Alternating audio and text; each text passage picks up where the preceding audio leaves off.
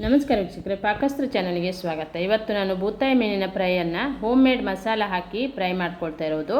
ಆ ಒಂದು ವಿಡಿಯೋನ ನಿಮ್ಮ ಜೊತೆ ಶೇರ್ ಮಾಡ್ಕೊಳ್ತಿದ್ದೆ. ನಾವು ಮನೆಯಲ್ಲೇ ಮಸಾಲೆಯನ್ನು ರೆಡಿ ಮಾಡಿಕೊಂಡು ಫಿಶ್ ಫ್ರೈ ಮಾಡೋದ್ರಿಂದ ಟೇಸ್ಟು ಚೆನ್ನಾಗಿ ಬರುತ್ತೆ. ನೀವು ಅಂಗಡಿಯಿಂದ ಮಸಾಲೆ ತರುವ ಅವಶ್ಯಕತೆಯೇ ಇಲ್ಲ. ಈ ರೀತಿ ಒಮ್ಮೆ ನೀವು ಟ್ರೈ ಮಾಡ್ಕೊಳ್ಳಿ. ನಿಮಗೆ ಎಷ್ಟು ರುಚಿ ಕೊಡುತ್ತೆ ಅಂದರೆ ನೀವು ಖಂಡಿತ ಅಂಗಡಿ ಮಸಾಲೆ ತರೋದನ್ನೇ ಮರಿತೀರ, ಅಷ್ಟು ಚೆನ್ನಾಗಾಗತ್ತೆ. ಇಲ್ಲಿ ಬೂತಾಯಿ ಮೀನು ಒಂದು ಅರ್ಧ kg ಇದೆ. ಅದನ್ನು ಚೆನ್ನಾಗಿ ಕಟ್ ಮಾಡಿ ವಾಶ್ ಮಾಡಿ ರೆಡಿ ಮಾಡಿ ಇಟ್ಕೊಂಡಿದ್ದೆ. ಈಗ ಅಚ್ಚಕಾರದ ಪುಡಿಯನ್ನು ಹಾಕ್ತಾ ಇರೋದು ನಾನಿಲ್ಲಿ. ನೀವು ಮನೆಯಲ್ಲೇ ತಯಾರು ಮಾಡಿಸಿದಂಥ ಖಾರದ ಪುಡಿಯನ್ನು ಹಾಕ್ಕೊಳ್ಬೋದು.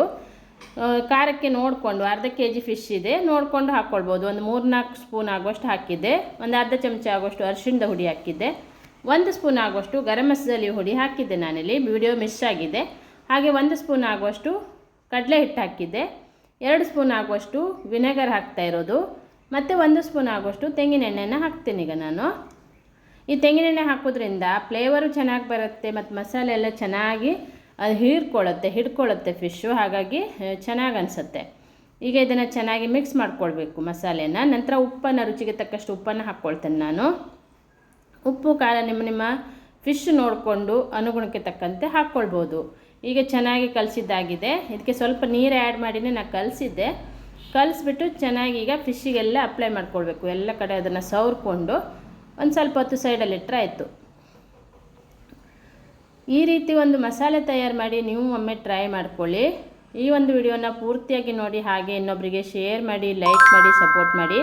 ನನ್ನ ಚಾನಲನ್ನು ಫಸ್ಟ್ ಟೈಮ್ ನೋಡ್ತಾ ಇದ್ದರೆ ಸಬ್ಸ್ಕ್ರೈಬ್ ಮಾಡ್ಕೊಳ್ಳಿ. ಪಕ್ಕದಲ್ಲೇ ಇರುವಂಥ ಬೆಲ್ ಬಟನನ್ನು ಕ್ಲಿಕ್ ಮಾಡಿದರೆ ನಾ ಯಾವುದೇ ಒಂದು ರೆಸಿಪಿನ ಅಪ್ಲೋಡ್ ಮಾಡಿದಾಗ ಫಸ್ಟ್ ನಿಮ್ಮ ಮೊಬೈಲಿಗೆ ನೋಟಿಫಿಕೇಷನ್ ಬರುತ್ತೆ, ಹಾಗಾಗಿ ನೀವು ಫಸ್ಟು ಆ ವಿಡಿಯೋನ ನೋಡ್ಬೋದು. ಈಗ ಎಲ್ಲ ಫಿಶ್ಶಿಗೆ ಅದನ್ನು ಚೆನ್ನಾಗಿ ಸವರಿದ್ದಾಗಿದೆ ನೋಡಿ. ಇದನ್ನು ಒಂದು ಸ್ವಲ್ಪ ಹೊತ್ತು ನಾನು ಫ್ರಿಜ್ಜಲ್ಲಿ ಇಡ್ತೇನೆ. ಒಂದು 20 ನಿಮಿಷ ಫ್ರಿಜ್ಜಲ್ಲಿ ಇಟ್ಕೊಳ್ಳೋಣ.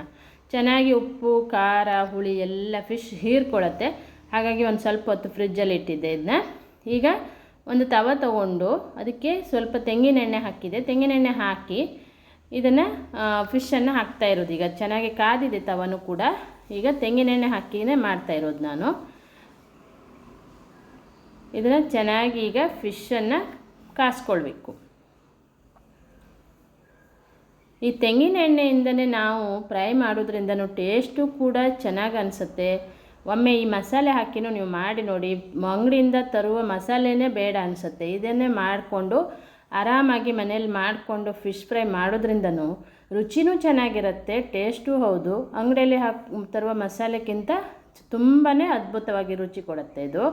ಮೇಲ್ಗಡೆ ಸ್ವಲ್ಪ ಕರಿಬೇವನ್ನು ಹಾಕ್ಕೊಳ್ಳೋಣ. ಈ ದೊಡ್ಡ ದೊಡ್ಡ ಬೂತಾಯಿ ಆಗಿರೋದ್ರಿಂದ ಫ್ರೈ ಮಾಡಿದರೆ ಚೆನ್ನಾಗಾಗತ್ತೆ. ಚಿಕ್ಕ ಚಿಕ್ಕದಾದರೆ ಸಾರು ಮಾಡಲಿಕ್ಕೆ ತುಂಬ ಚೆನ್ನಾಗಿ ಅನಿಸುತ್ತೆ. ಇದನ್ನು ನಾವು ಸಾರು ಮಾಡಿರ್ತೀವಿ, ಹಾಗಾಗಿ ಇವತ್ತು ಫ್ರೈ ಮಾಡೋಣ ಅಂದ್ಕೊಂಡು ಸ್ವಲ್ಪ ಫ್ರೈ ಮಾಡ್ತಾ ಇರೋದು.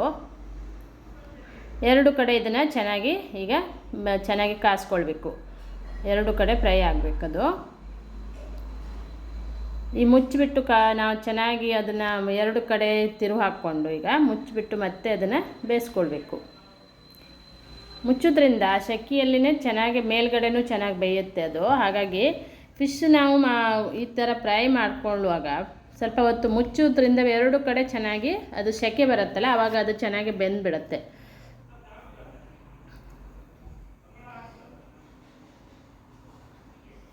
ಮೇಲ್ಗಡೆ ನಾನು ಸ್ವಲ್ಪ ಕರಿಬೇವನ್ನು ಹಾಕಿದ್ದೆ. ಕರಿಬೇವನ್ನು ಕೂಡ ಹಾಗೆ ತುಂಬ ಚೆನ್ನಾಗಿ ಫ್ಲೇವರ್ ಕೊಡುತ್ತೆ.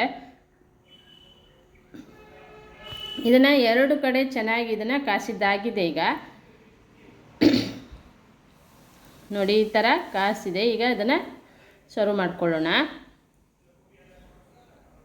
ನೋಡಿದ್ರಲ್ಲ, ಮನೆಯಲ್ಲಿ ಮಾಡಿರುವಂಥ ಮಸಾಲೆ ಹಾಕಿ ಫಿಶ್ ಫ್ರೈಯನ್ನು ಯಾವುದೇ ಫಿಶ್ ಆದರೂ ಈ ರೀತಿ ಮಸಾಲೆ ಮಾಡಿಕೊಂಡು ನೀವು ಮಾಡ್ಕೊಳ್ಬೋದು. ತುಂಬ ಚೆನ್ನಾಗಾಗತ್ತೆ.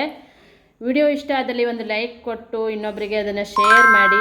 ಹಾಗೆ ನನ್ನ ಚಾನಲನ್ನು ಫಸ್ಟ್ ಟೈಮ್ ನೋಡ್ತಾ ಇದ್ದರೆ ಸಬ್ಸ್ಕ್ರೈಬ್ ಮಾಡ್ಕೊಳ್ಳಿ. ಪಕ್ಕದಲ್ಲಿರುವ ಬೆಲ್ ಬಟನನ್ನು ಕ್ಲಿಕ್ ಮಾಡಿ. Thank you.